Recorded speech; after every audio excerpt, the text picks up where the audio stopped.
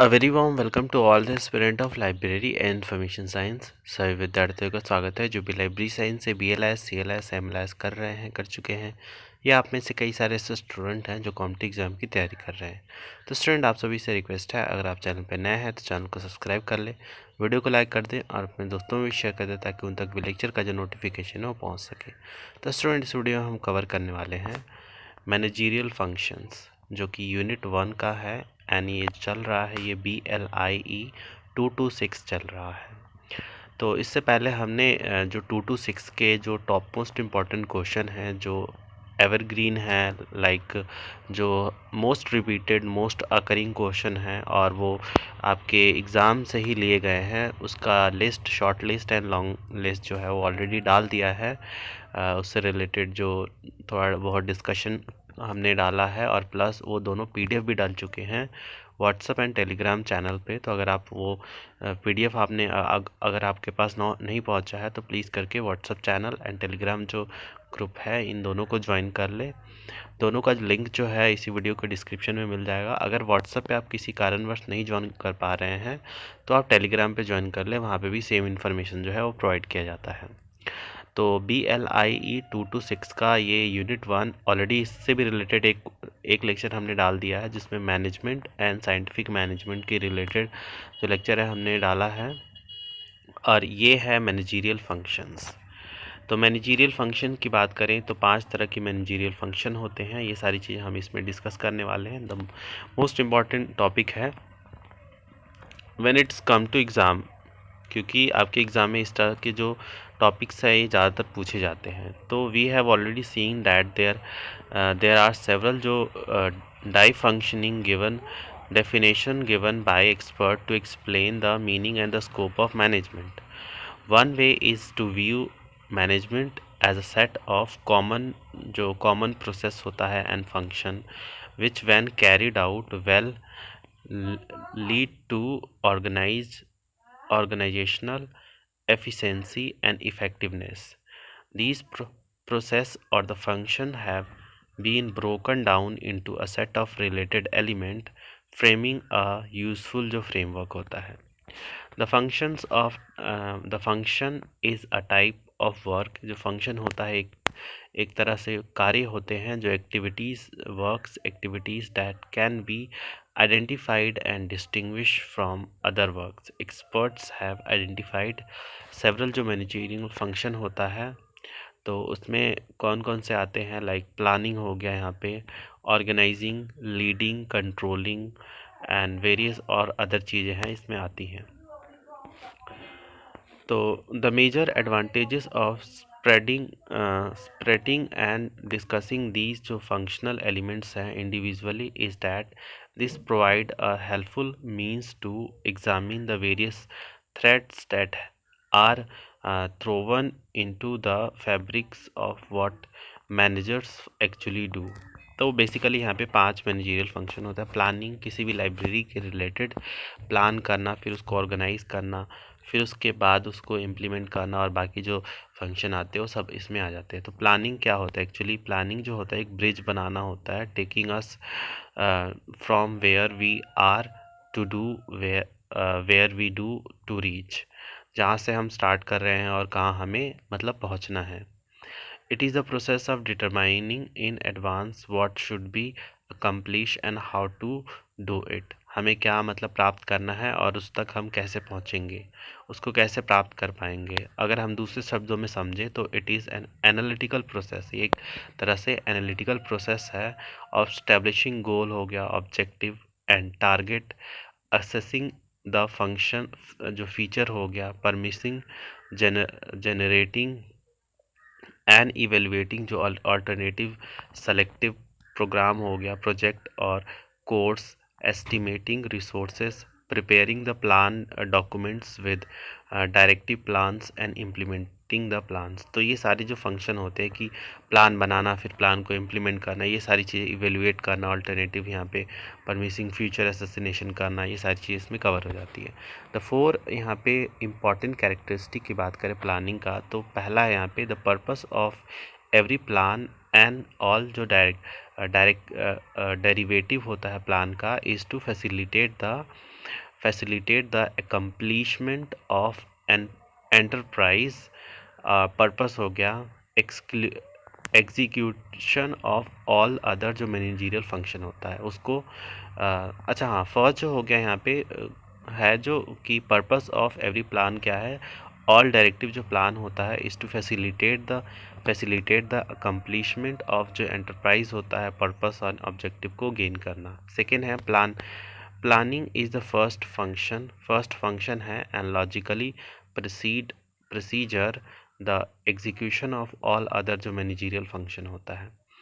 Third है managers at all level are involve in planning, जो managers होते हैं हर लेवल पे वो प्लानिंग में इन्वॉल्व होते हैं। फोर्थ है the efficiency of a plan is measured by the amount it contribute, efficiency of plan जो होता है वो मेजर किया जाता है कितना अमाउंट वो कंट्रीब्यूट करता है to the purpose and the objective as offset. उसके अलावा यहाँ पे द प्रोसेस ऑफ प्लानिंग की बात करें, a plan consist of few logical basic step इसमें इन्वॉल्व होता है, लाइक यहाँ पे being aware of the opportunities and a sort of जो स्वेट हो गया that is strength weakness and opportunity and threads, तो ये सारी चीज़ों को भी ध्यान में रख के हमें चलना होता है। उसके अलावा यहाँ पे बात करें तो a few of the them and addition of this mention, अब यहाँ पे बोल रहा है कि जो देर आर रैशनल जो अप्रोच है प्रिंसिपल जो यहाँ पे प्लानिंग के प्रोसेस में इन्वॉल्व है वो यहाँ पे बताया गया है। Like planning should start with where we are, हमें पता करना होता है कि हम कहाँ पे स्टैंड कर रहे हैं और हमें क्या चाहिए। Individuals involved in the planning process should agree to use consistent planning permission, मतलब कि जो इंडिविजुअल इन्वॉल्व होते हैं प्लानिंग में वो उनको एग्री करना पड़ता है जो भी प्लानिंग का होता है उन सब चीज़ों में। फिर flexibility must be built into the plan के अंदर फ्लेक्सिबिलिटी होनी चाहिए, रिजिड नहीं होना चाहिए, बिकॉज अगर फ्लेक्सिबल नहीं है तो मान के चलो आप किसी पॉइंट पे जाके स्टक हो जाते हो, तो अगर रिजिड है तो फिर प्लान एकदम से फ्लक्चुएट हो जाएगा और आप आगे नहीं बढ़ पाओगे, कार्य वहीं पे स्थगित हो जाएगा। बट अगर वो फ्लेक्चुअल है तो फिर आप उसको थोड़ा बहुत उसमें प्लान में चेंज ला सकते हैं at that point of time.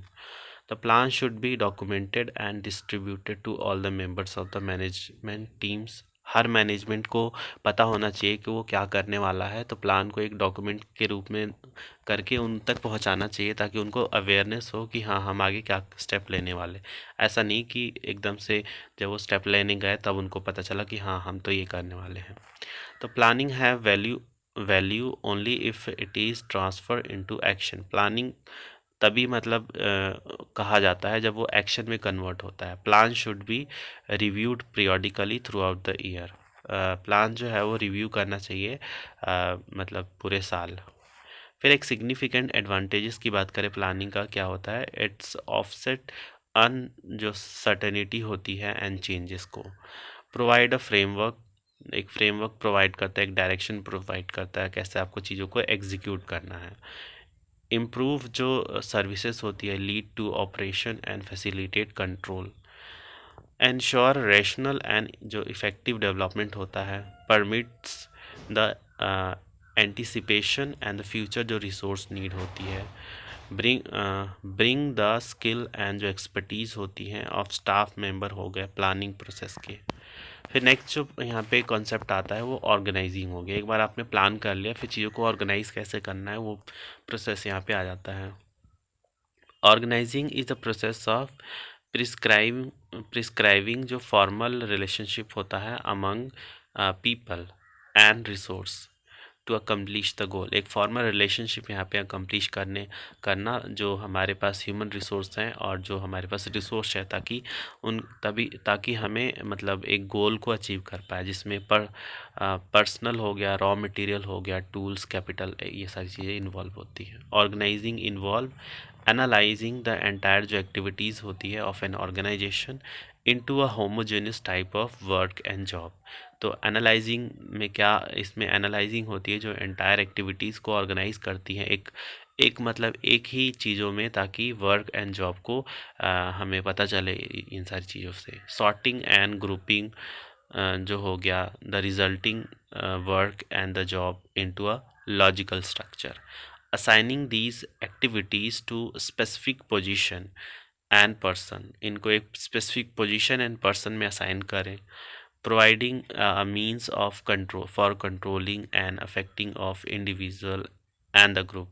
Provide करना एक means of coordinating, ताकि इफ़ेक्टिव तरीके से इंडिविजुअल एंड ग्रुप को यहाँ पे चीज़ों को कोऑर्डिनेट किया जा सके.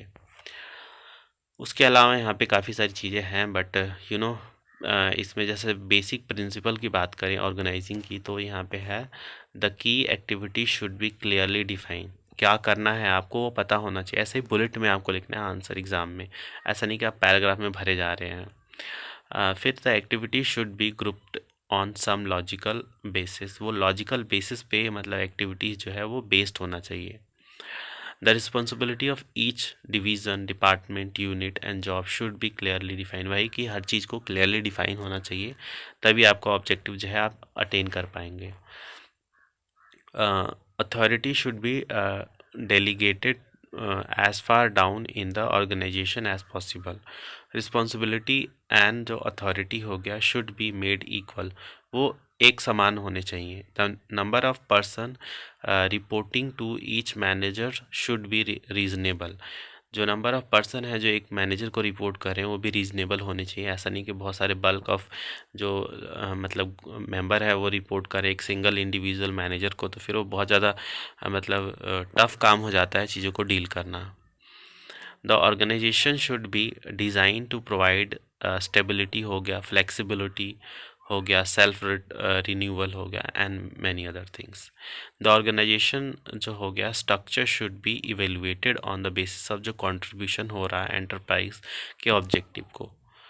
उसके बाद जो नेक्स्ट स्टेप आता है वो है स्टाफिंग. स्टाफिंग में क्या होता है, if an organisation structure create position at different level for performing various जो फंक्शन होता है, मतलब कि एक ऑर्गेनाइजेशन है वो स्ट्रक्चर करता है, क्रिएट करता है एक position at different level for performing staffing का मतलब क्या है, जितने भी हमारे पास स्टाफ है उनको डिफरेंट डिफरेंट लेवल पे, अगर मैं लेमैन लैंग्वेज में बात करूँ तो उनको पोजीशन करना. लाइक एक वर्कर है, फिर उसके बाद एक मतलब उसका सुपरवाइज़र है, फिर उसका मैनेजर है, उसका टॉप मैनेजर है, और उस कंपनी का कोई हेड है. तो इस तरीके से अगर लाइब्रेरी की बात करें तो लाइब्रेरी अटेंडेंस है, फिर लाइब्रेरी के अंदर जो स्टाफिंग करते हैं, जो वीडिंग आउट करते हैं, वो लोग हैं, प्रोफेशनल्स हैं. फिर पहले सेमी प्रोफेशनल्स हैं, प्रोफेशनल्स हैं. फिर उसके बाद लाइब्रेरियन हमारे आ जाते हैं, हमारे लाइब्रेरी मैनेजर आ जाते हैं. फिर उसके बाद कॉलेज का हेड, वो सब लाइब्रेरी को कंट्रोल करता है. तो हर चीज़ होता है एक तरह से उनको मतलब एक ऑर्गेनाइज करना एक हायरार्की में. Staffing is the formal process, एक फॉर्मल प्रोसेस है of ensuring that the organisation has qualified worker. उनके अंदर क्वालिफाइड वर्कर होने चाहिए available at all level to meet its short and long term objective, ताकि जो भी उनके short term and long term objective है वो उसको अटेन कर पाएँ. This function include human resource planning. इनमें क्या आता है, ह्यूमन रिसोर्स प्लानिंग आता है, रिक्रूटमेंट एंड सिलेक्शन आ जाता है, training and development, reward and जो अकम्पनिशमेंट होती है, कंपनसेशन हो गया, हेल्थ एंड जो सेफ्टी हो गया, career planning and management, employees assistant, coaching and orientation, उसके बाद performance appraisal and many other things. तो इस तरीके से आप स्टाफ को जो है कंट्रोल कर सकते हैं, उनको मतलब उनकी बेनिफिट को भी ध्यान रखते हुए आप अच्छी गुड प्रोडक्टिविटी आप गेन कर सकते हैं. फिर नेक्स्ट आता है डायरेक्टिंग. अब डायरेक्टिंग में क्या होता है, directing is the managerial function. एक मैनेजरियल फंक्शन है जो कंसर्न रहता है with the interpersonal aspect of managing by which subordinates are lead to understand and contribute effectively and efficiently to attainment of enterprise objective. Directing in the sense like ये top manager से related होता है. वो direct करता है अपने worker को, अपने जो भी स्टाफ है उनको डायरेक्ट करता है कि आपको क्या करना है और कैसे करना है चीज़ों को. उनका काम ये नहीं होता करना, उनको डायरेक्शन देना होता है ताकि वो जो कार्य होते हैं वो अच्छे से कर पाए. वो it is aimed at getting the member getting the members of the organization to move in the direction that will achieve its objective। वही कि अपने जो भी members हैं उनको एक direction provide करना ताकि वो उस direction में move करते हुए जो organization का goal है उसको attain कर पाए। Directing is not the singular function, वो एक singular function नहीं है of the top management. In fact, it private the organization of all the supervisory level, मतलब हर लेवल में ये चीज़ें देखने को मिलती है। टॉप मैनेजर अपने निचले वाले मैनेजर को मतलब डायरेक्ट करता है कि आपको क्या मतलब कंपनी का गोल अटेन करना है। वो फर्दर अपने जो अंदर टीम लीडर्स होते हैं उनको अटेंड करते हैं, और वो जो टीम लीडर होते हैं फिर फाइनली अपने जो वर्कर होते हैं जो मतलब कार्य करते हैं वो उनको फिर वो डायरेक्ट करता है कि कैसे चीज़ों को अटेन करना है।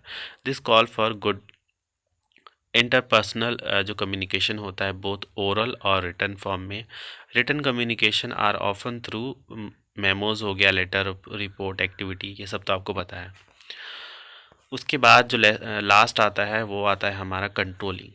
Controlling another important aspect of directing is exercise of control over the system. System पे कंट्रोल पाना इज़ वेरी मोस्ट इम्पॉर्टेंट। आपने सारी चीज़ें कर लिया बट आप कंट्रोल ही नहीं कर पा रहे हैं चीज़ों को।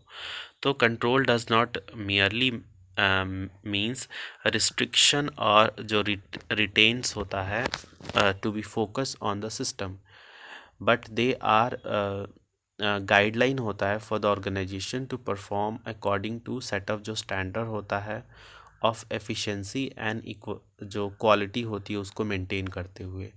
लाइक फॉर एग्जांपल आपने चीज़ों को कंट्रोल नहीं किया, कंट्रोल इन द सेंस कि आपके जो वर्कर हैं उनके पास आपका कोई कंट्रोल नहीं है, आपका जो मैनेजर है उसके ऊपर कोई कंट्रोल नहीं है, कोई मतलब पूरा ओवरऑल जो ऑर्गेनाइजेशन है उसका कंट्रोल नहीं है, तो फिर तो जो है चीज़ें जो है वो बहुत ही अलग डायरेक्शन में चल जाती हैं।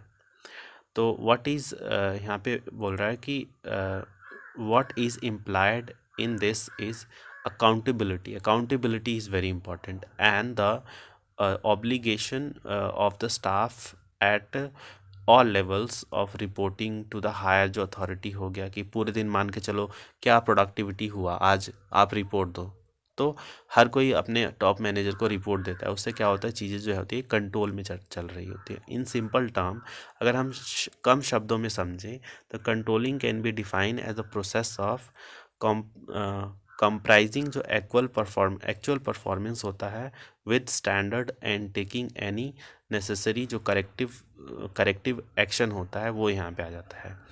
Hence the controlling process of एक प्रोसेस है जो कंसिस्ट करता है स्टैब्लिशमेंट ऑफ स्टैंडर्ड को स्टैब्लिश करना, measurement of performance, correction of जो डेविएशन होता है, और बहुत सारी चीज़ इसमें ऐड ऑन कर सकते हैं।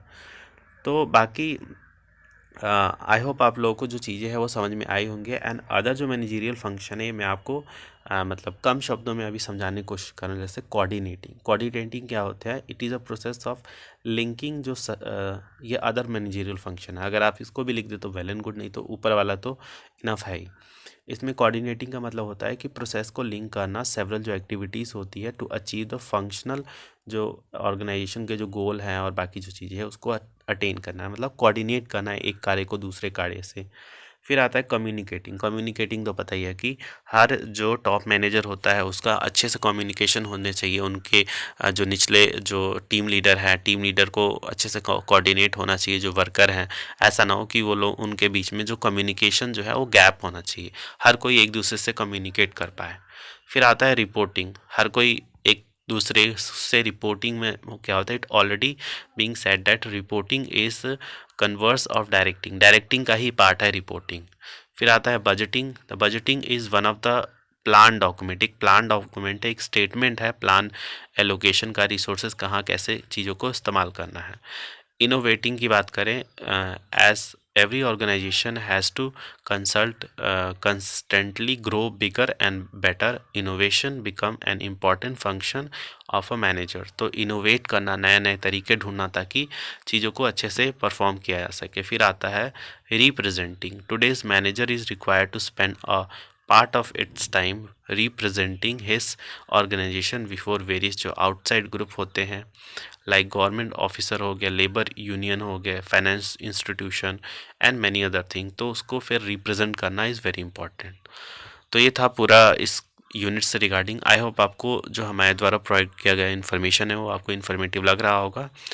आने वाले फर्दर एग्ज़ाम जो क्लासेस है उसमें हम आपको और भी चीज़ें हैं जो कवर कराएंगे। तो आई होप आप लोग अच्छे से पढ़ाई कर रहे होंगे, आपका एग्ज़ाम जो है अच्छे से जा रहा होगा। तो मिलते हैं आप सभी से नेक्स्ट लेक्चर में किसी अलग टॉपिक के साथ। तब तक के लिए धन्यवाद।